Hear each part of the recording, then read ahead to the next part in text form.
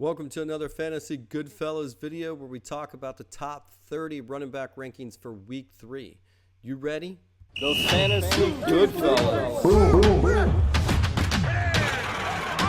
Rolling on the field. The Fantasy Goodfellas. All right, before we get started, let me explain what you can expect in this video. What I'm going to do is show you the top 30 running back rankings. This is going to be a reminder what to expect, and then hopefully this might help you set your lineups for week 3. Definitely helps me. Let's get started. At number 1, Breece Hall versus the New England Patriots. Now, Breece Hall had a decent game, and 62 rushing yards, 52 receiving yards, 1 receiving touchdown. That was good for the 7th-ranked running back, so I apologize. That was a great week for him. He's definitely showing up. At number 2, Jonathan Taylor versus the Chicago Bears. Obviously, Jonathan Taylor went high in the draft, and now he definitely showed it. Had 103 rushing yards, 32 receiving yards, but he definitely needs to get into the end zone. At number 3, Bijan Robinson versus the Kansas City Chiefs. Now, I know a little subpar game. He could have and should have had a little bit better of a game. He didn't get into the end zone, but he was good for the 18th-ranked running back. And at number 4, you have Jordan Mason at the Los Angeles Rams. So let's just look at what he did. Now, some people had him on his waiver wires. If you're able to pick him up in your leagues, that was probably good. But in week 1, in the absence of Christian McCaffrey, he did 147 rushing yards, 1 TD. Week 2, he followed that up with being the 8th best running back. So that was a good pickup, but you might have got him in the draft. At number 5, Tony Pollard versus the Green Bay Packers. And if you're not following all these teams, this is where it's important to kind of look at this and just see what he's done. Week 2, 62 rushing yards, 40 receiving yards, and that was over 100 yards. That got him in the top 30. At number 6, you got Najee Harris versus the Los Angeles Chargers. And if you're not watching all the games and you're not looking at this on a regular basis, he did 69 rushing yards, 5 receiving yards. But if you want to see what he did in week 1, about the same, but compared to the other running backs, he did a little bit better in week 2. At number 7, you have Derrick Henry at the Dallas Cowboys. Now, week 1, he had a good week 1, right? So he followed up week 1, 46 rushing yards, 1 TD. And then we followed that up with week 2. His yards per carry increased, and he got into the end zone. Now at number 8, Joe Mixon at the Minnesota Vikings. Now Mixon, again, we expect him, but there's just so many weapons there. They spread the ball out. If you look at that offense, the only problem I have with anybody that's on the Houston Texans is look how many different people got some yardage. You got 3 tight ends, 3 receivers, and 3 running backs. That's pretty much sharing the ball. At number 9, Alvin Kamara versus the Philadelphia Eagles. I guess nobody shows love for the top-ranked running back from week 2 with 3 TDs. Look at this monster game. And if you look at his yardage, bam, that's a big increase. And what can he do in week 3? Can he continue it? Number 10, Jahmyr Gibbs at the Arizona Cardinals. And I'm a little just disappointed in Jahmyr Gibbs. He got the yardage. See, I was already thinking that he didn't get a lot, but he got over 100 total yards. But if you look at what that team did as a whole, that's 307 yards for Goff and spreading the ball out. Didn't go to the tight ends that game. Amon-Ra St. Brown, and that's what that looks like. Now, number 11, you got Josh Jacobs at the Tennessee Titans, and Josh Jacobs have 151 rushing yards. I guess they had to do that in light of Jordan Love going down. So Malik Willis, he did 122 yards, 1 passing TD, but it looks like they went heavy on the running side with 32 rushes versus only 14 passes. At number 12, you got James Conner versus the Detroit Lions. Now, here you go. You got James Conner, 122 rushing yards, 1 TD, and he's had a stud game. That whole offense had a great game. Number 13, you got James Cook. He went off a little bit, and if you look what he did, he had 2 rushing TDs and almost over 100 yards, total yards. That's pretty good. And that offense is picking up. Number 14, Saquon Barkley at the New Orleans Saints. And Barkley had a pretty decent game. He just didn't get into the end zone. He was on the half-yard line at one time. So if he got into the end zone, it would have been much better. But, you got Barkley, you're happy. At number 15, you got Devon Achane at the Seattle Seahawks. And he had a great game, 96 rushing yards, 69 receiving yards, 1 TD. It'll be interesting to see how they game plan with Tua being out. So I expect that usage to go up.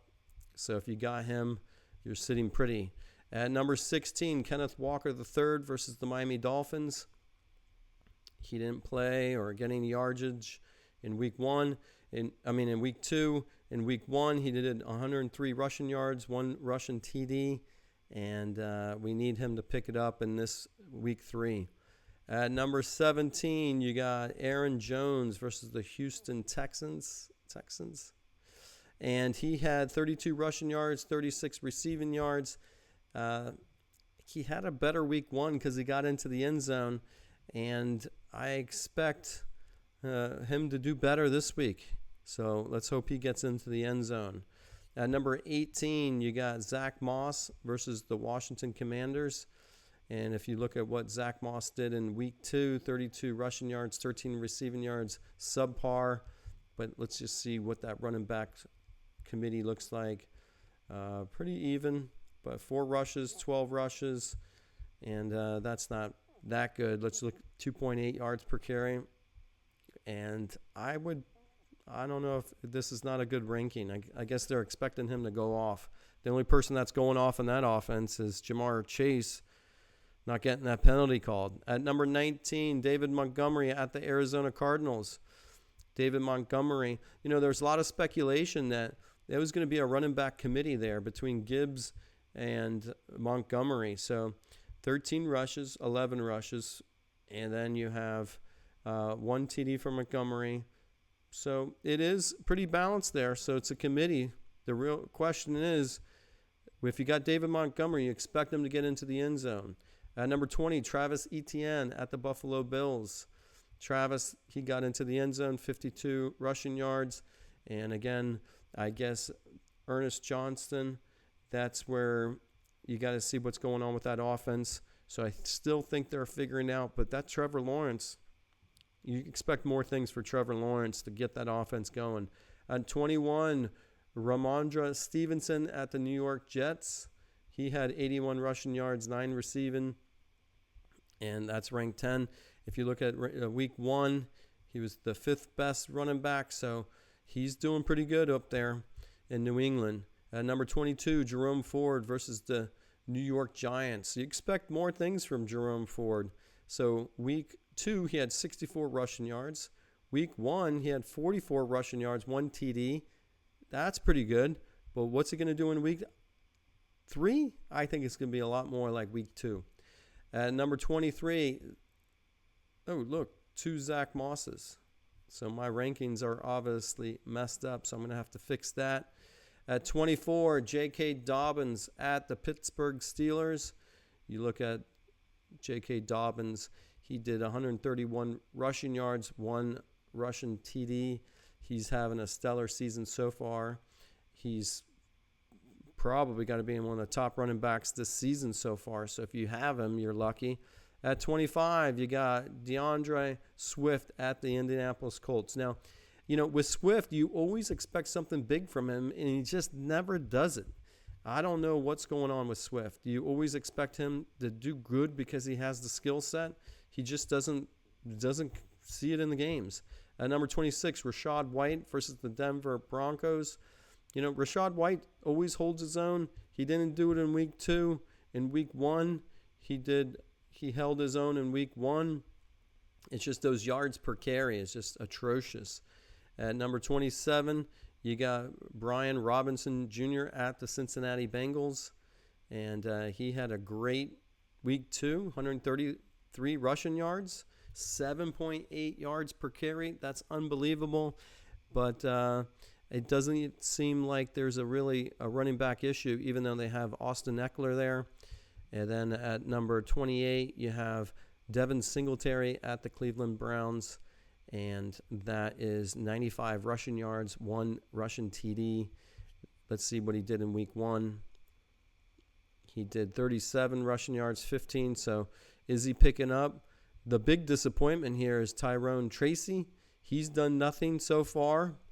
He's supposed to be the backup to Singletary, and he's done nothing. At number 29, you got Zamir White versus the Carolina Panthers. And Zamir White, he did 24 rushing yards, 14 receiving yards. That's not going to cut it. And then if you go back to week 1, 44 rushing yards, 2 receiving yards. So that's one of those head scratchers of why he's in the top 30. Hasn't been in the top 30 yet this season. And at number 30, Ezekiel Elliott versus the Baltimore Ravens. And Zeke's back in Dallas.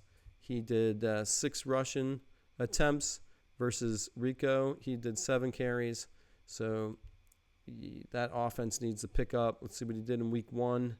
I believe he got into the end zone. He did, with 40 rushing yards. And seems like there's some issues up there in Dallas. But that's the rankings and predictions for week 3. Don't forget to like and subscribe. We hope that this video finds it helpful to you as you give you a reminder of what's going on with these offenses and these running backs. So we hope you set your lineups. All right. Thanks for watching. We'll see you next week.